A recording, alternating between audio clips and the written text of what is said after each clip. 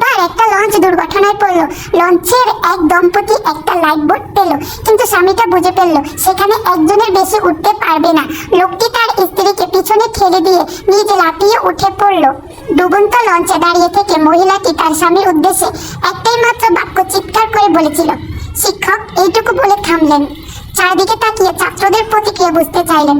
তোমাদের কি মনে হয় কি বলেছিল মহিলাটা? তুমি কতই না খারাপ, আমি কতই না অন্ধ ছিলাম, তোমাকে শুধু শুধু অন্ধের মতো এতদিন বিশ্বাস করেছিলাম। অধিকাংশ ছাত্রই এই ধরনের জবাব দিল। শিক্ষক খেয়াল করলেন একটা ছেলে পুরোটাই সময় ধরে চুপ। তার মতামত জানতে চাইলে সে বলল, স্যার আমার বিশ্বাস মহিলাটি বলেছিল আমাদের বাচ্চাটার যত্ন নিও, ওকে দেখে রেখো। বিস্মিত হয়ে শিক্ষক বললেন, তুমি কি এই গল্প আগে শুনেছো? ছেলেটি মাথা নেড়ে জবাব দিল, আমার মাও অশোকে মারা যাওয়ার পূর্ব মুহূর্তে বাবাকে একই কথা বলেছিল। শিক্ষক সহমত হইলেন।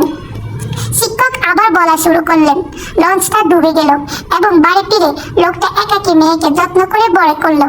লোকটি মারা যাওয়ার বেশ কয়েক বছর পরে তাদের কন্যা সন্তান তাদের বাবার একটি ডায়েরি পেল। সেখানে সে আবিষ্কার করলো লঞ্চ যাত্রায় যাওয়ার আগে মায়ের একটি দুরাগ্য অসুখ ধরা পড়েছিল।